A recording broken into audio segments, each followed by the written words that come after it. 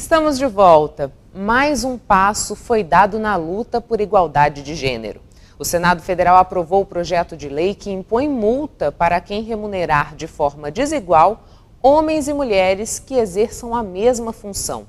E é sobre isso que eu converso agora com a vice-presidente da Ordem dos Advogados do Brasil, seccional Mato Grosso, Gisela Cardoso. Qual é o impacto dessa medida juridicamente falando, né?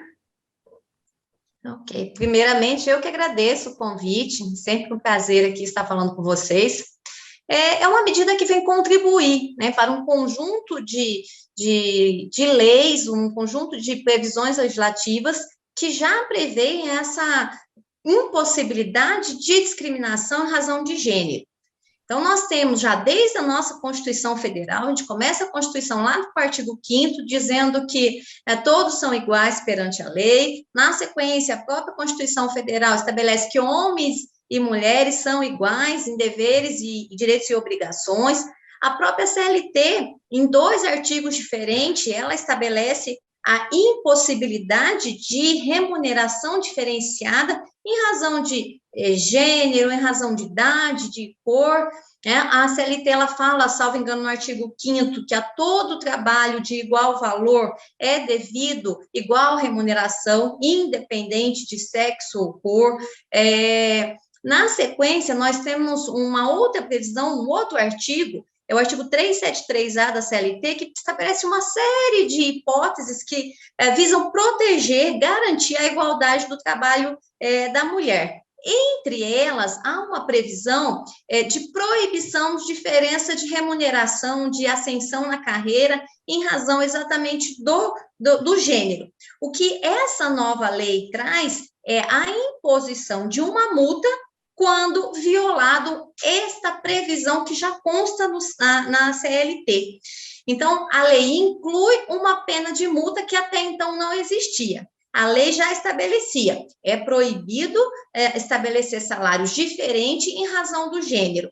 Agora, inclui-se uma previsão de pena. Se você violar esse artigo, empregador, você pode ser multado em até 5 vezes do valor dessa diferença, durante o período do contrato, considerando, é claro, o período da prescrição dos contratos de trabalho, que é de 5 anos. Então, como eu disse no início, é mais um instrumento, né, que vem buscar garantir essa igualdade e evitar essa discrepância salarial em razão do gênero, que, infelizmente, ainda existe na nossa sociedade, ainda existe no mercado de trabalho. Nós temos aí estudos que demonstram ou que comprovam que as mulheres recebem hoje em torno de 25% a menos do que homens para trabalhos de igual valor, embora mais escolarizadas. Em regra, hoje tem um nível superior, em número maior do que os homens que estão no mercado de trabalho. Então, é mais um instrumento que a gente tem à disposição.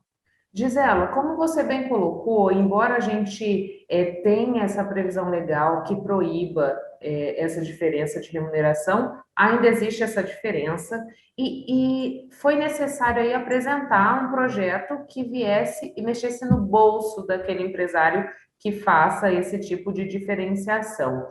Você acha que a medida ela vai se tornar mais efetiva e também pedagógica?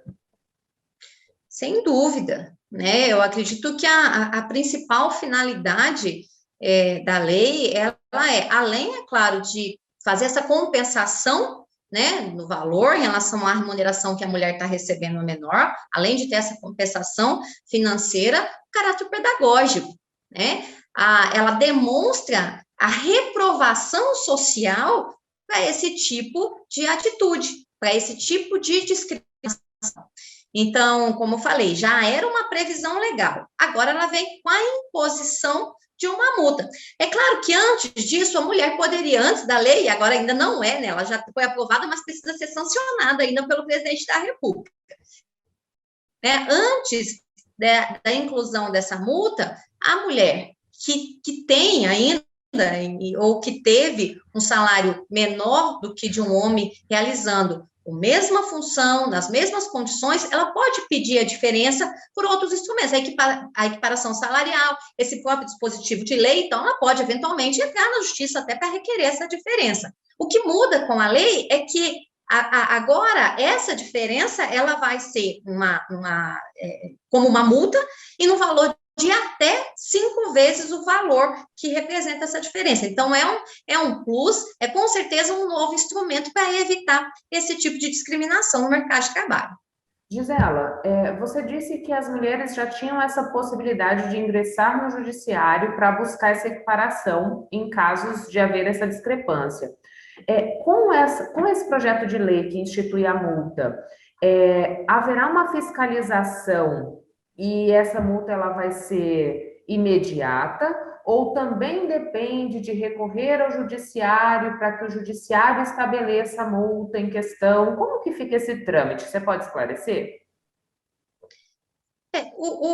Os direitos que estão previstos na CLT, aí ele vem como um direito, uma imposição de multa, ele precisa ser acionado pelo detentor do direito. O Ministério do Trabalho, em eventual fiscalização, se identificar irregularidades trabalhistas, se identificar que o empregador não está cumprindo com as determinações, ele pode impor multas administrativas a este empregador. A empregada que se sentir lesada nesse sentido, ela deverá promover uma reclamação trabalhista, pleiteando aí essa diferença, que ela é revertida em favor da empregada, né? A multa administrativa, a partir da fiscalização, ela também pode ocorrer com a fiscalização do Ministério do Trabalho, e é importante essa fiscalização, né? Mas essa diferença, a busca da equiparação salarial, ela tem que ser demandada perante a Justiça do Trabalho. Gisela, a gente está falando aí de um período de discussão de 10 anos para que a gente tivesse a aprovação desse projeto de lei, como você bem ressaltou, que ainda depende da sanção do presidente da República, que muitas vezes foi taxado como misógino, né, que não observa a mulher como um ser igual ao homem, por exemplo. A gente ainda corre o risco de, mesmo tendo levado todo esse tempo, ter dado esse passo, chegar na presidência e não passar esse projeto? O que eu espero é que isso não ocorra, né? É um projeto, como você bem disse, é um projeto de 2011, projeto que tramita há 10 anos. Então, portanto, muita discussão sobre ele já foi travada, né?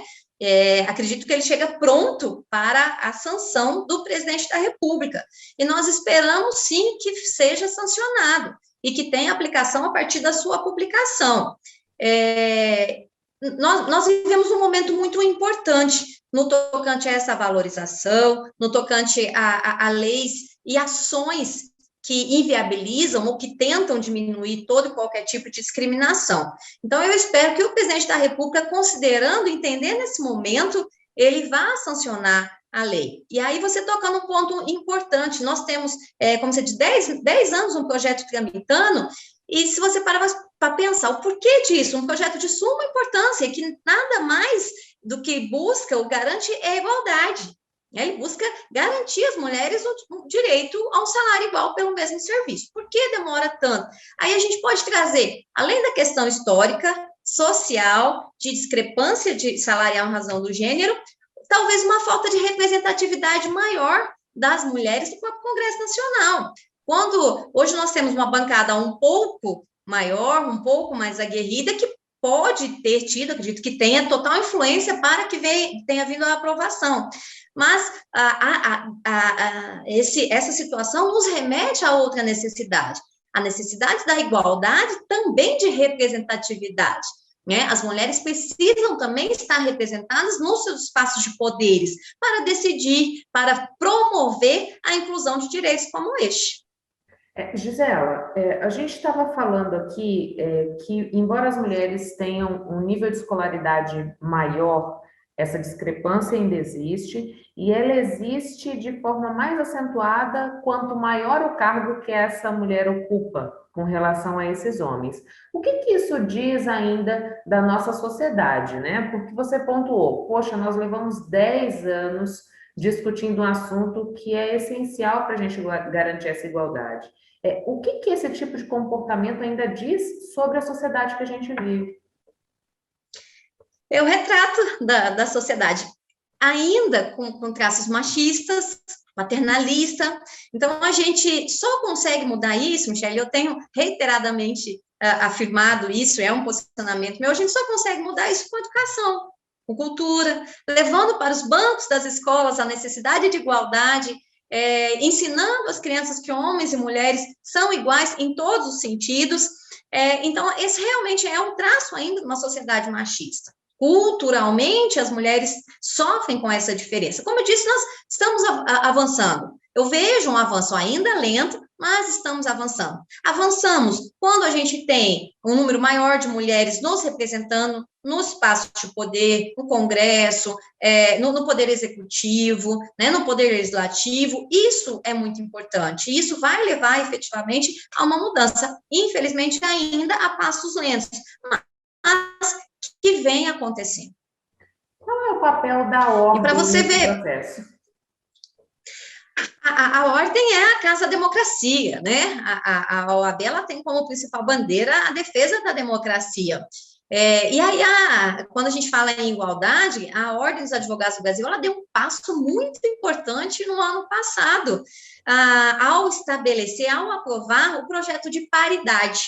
O que é o projeto de paridade?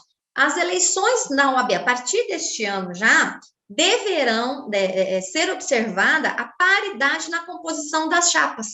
Então, todas as chapas que vierem a concorrer nas eleições da OAB, agora já para esse ano, que esse ano é um ano de eleição, devem necessariamente estar compostas por 50% de cada gênero. Eu acredito que com isso a ordem ela dá um grande passo, ela apresenta para a sociedade que a paridade é necessária. Nós vivemos numa sociedade plural. Para você ter uma ideia, hoje, na OAB, os inscritos, homens e mulheres, são praticamente igual. A diferença é mínima, 609 mil homens, 609 mil mulheres, com pouca diferença. Então, nada mais justo que se nós temos 50% dos homens inscritos e 50% de mulheres no quadro de inscritos, que haja também, nesse percentual, os representantes de toda a classe.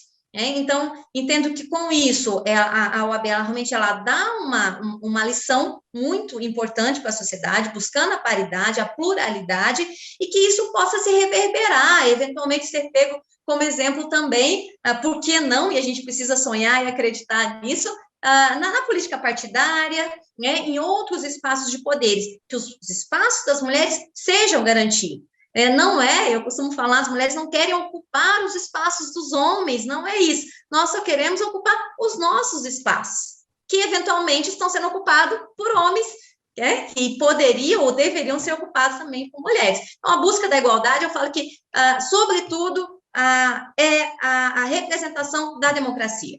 Eu entendo que não existe democracia sem igualdade. E nada mais justo, porque as mulheres têm se preparado para ocupar esses lugares, né? Exatamente, estão preparando, estudando, e eu vou dizer a você, considerando os números, e aí falando de advocacia, falando de OAB, considerando os números de mulheres, de ingressos nos quadros da ordem, logo as mulheres serão maioria, né? Hoje nós temos muito mais mulheres ingressando nos quadros da ordem do que homens, então esse número aí, provavelmente logo as mulheres serão maioria também. Não saia daí, eu volto já.